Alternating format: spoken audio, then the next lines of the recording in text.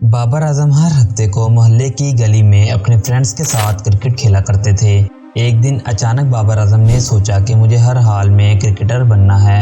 بابر اعظم نے جب کرکٹر بننے کا فیصلہ کر لیا تو انہوں نے اپنے فادر سے کہا کہ مجھے کرکٹ کا سامان یعنی کرکٹ کٹ چاہیے، تو ان کے فادر نے بابر کو انکار کر دیا۔ تو پھر بابر اعظم کو کس خاتون نے کرکٹ کٹ لے کر دی؟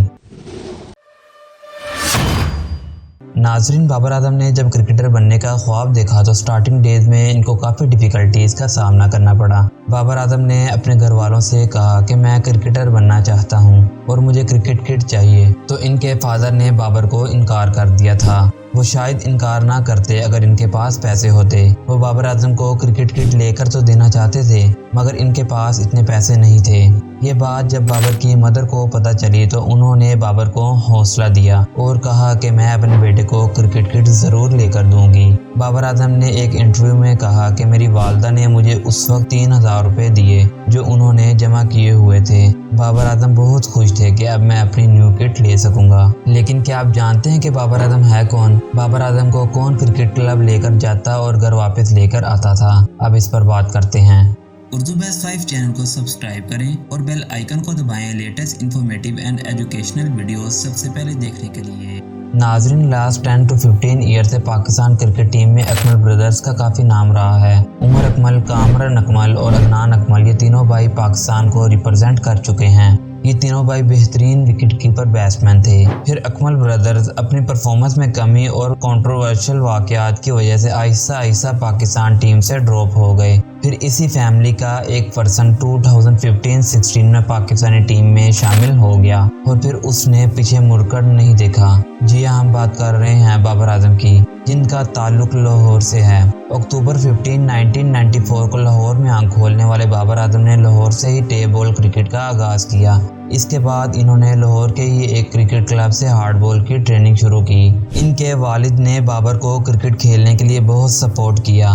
وہ نہ صرف بابر اعظم کو ڈیلی کرکٹ کلب لے کر جاتے بلکہ واپس گھر بھی لے کر آتے تھے۔ بابر اعظم کا کہنا ہے کہ مجھے کرکٹر بنانے میں میری والدہ کے ساتھ ساتھ میرے والد کا بھی بہت کردار ہے، کیونکہ میری والدہ نے مجھے کرکٹ کٹ لے کر دی اور میرے والد نے مجھے ہر طرح سے سپورٹ کیا۔ یہاں تک کہ بابر اعظم جب تک کرکٹر نہیں بن گئے تھے تب تک وہ بابر کے سارے سفر میں سائے کی طرح ساتھ ساتھ رہتے تھے۔ ان کی یہ خواہش ہوتی تھی کہ میرے بیٹے کو کسی طرح کی تنگی اور پریشانی کا سامنا نہ کرنا پڑے۔ جب بابر اعظم نے کرکٹ کی ریگولر پریکٹس کرنا شروع کی تو ان کے والد ان کو کلب چھوڑ کر کام پر چلے جاتے۔ کام سے فری ہو کر وہ گھر جانے کی بجائے بابر اعظم کی کرکٹ اکیڈمی میں چلے جاتے۔ جب تک بابر کی پریکٹس ختم نہ ہوتی اس وقت تک وہ سخت گرمی میں اپنی خستہ حال بائک پر بیٹھ کر بابر کا انتظار کرتے۔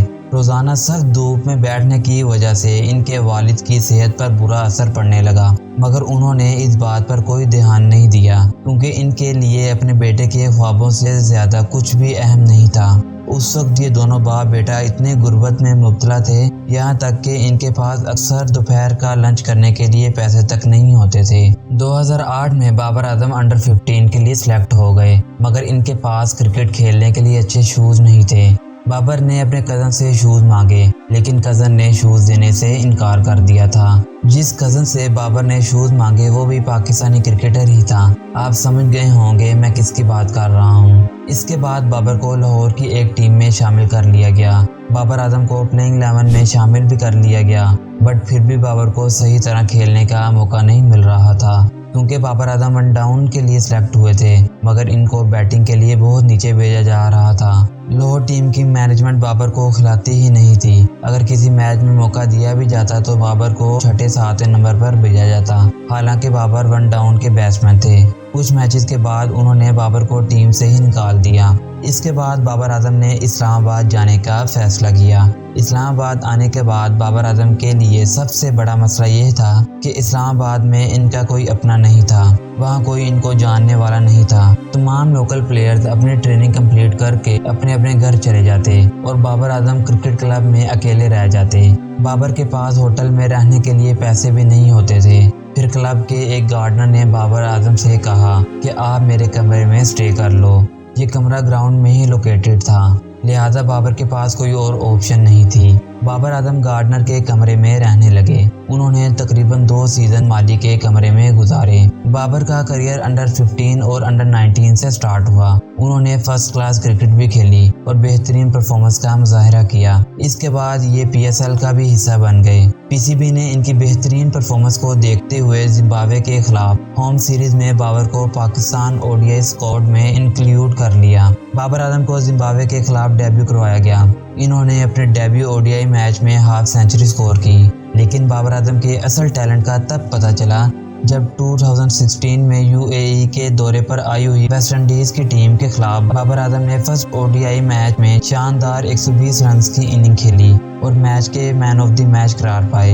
इसी सीरीज के दूसरे और तीसरे मैच में भी बाबर आजम ने सेंचुरी स्कोर की और ये पाकिस्तान के तीसरे ऐसे बैट्समैन बन गए जिन्होंने सेंचुरीज की हैट्रिक की। 3 लगातार ODI सेंचुरीज करने के बाद बाबर आजम ने कई बड़े रिकॉर्ड्स तोड़े। इस दिन से लेकर आज तक बाबर आजम रोजाना कोई ना कोई रिकॉर्ड ब्रेक करते जा रहे हैं और पूरी दुनिया को हैरान किया हुआ है। नाजरीन, बाबर आजम की रन्स बनाने की कंसिस्टेंसी से इस वक्त पूरी दुनिया मुतासिर है। बाबर आजम बहुत से ग्रेट बैट्समैन के रिकॉर्ड तोड़ने के साथ साथ विराट कोहली जैसे लेजेंड के भी रिकॉर्ड तोड़ते जा रहे हैं। बाबर आजम इस वक्त पाकिस्तान के ऑल फॉर्मेट्स में कैप्टन हैं। बाबर आजम की कैप्टनसी में पाकिस्तान टीम को कई ऐसी कामयाबियां मिली हैं जो कि बड़े बड़े कैप्टन पाकिस्तान को ऐसी सक्सेस ना दिलवा सके। इनकी बेहतरीन कैप्टनसी की झलक 2021 के वर्ल्ड T20 में नजर आई, जब पाकिस्तान ने पहली दफा भारत को किसी वर्ल्ड कप मैच में शिकस्त दी। पाकिस्तान ने ये मैच इंडिया के खिलाफ 10 विकेट से जीतकर रिकॉर्ड कायम किया। नाज़रीन, जिस तरह विराट कोहली को पाकिस्तान में बहुत पसंद किया जाता है, सेम इसी तरह बाबर आजम को इंडिया में पसंद किया जाता है। खास तौर पर इंडियन मीडिया बाबर को बहुत पसंद करता है। एक वक्त खाने को तरसने वाले बाबर आजम के घर इस वक्त खूब पैसों की बरसात हो रही है। ट्रैवल के लिए पुरानी टूटी हुई बाइक की जगह गैराज में होंडा सिविक, ऑडी स्मिथ और कई कीमती गाड़ियां खड़ी हैं। बाबर आजम इस वक्त पुराने घर की बजाय अच्छी सोसाइटी के एक लग्जरी घर में रह रहे हैं। ये कहना गलत नहीं होगा कि बाबर आजम आम से गुर्बत वाली जिंदगी से निकलकर एक आलीशान लग्जरी लाइफ में घुस चुके हैं। कुदरत ने इनको ये सब कुछ ऐसे ही नहीं दिया। इस सक्सेस के पीछे सख्त मेहनत, लगन और बहुत सी कुर्बानियों के साथ साथ माँ बाप की दुआएं भी शामिल हैं। नाजरीन, हम बाबर आजम को एक बेहतरीन क्रिकेटर और इंसान देख चुके हैं। उम्मीद है कि ये आइंदा भी ये अपनी अच्छी परफॉर्मेंस से हम सबके दिल जीते। अगर आप बाबर आजम के फैन हैं तो इनके बारे में क्या कहना चाहेंगे, कमेंट बॉक्स में ज़रूर बताइएगा। मुझे उम्मीद है कि आप इस वीडियो को लाइक और शेयर ज़रूर करेंगे। उर्दू बेस्ट 5 की तरफ से आज के लिए इतना ही। Until the next time, take care, bye bye.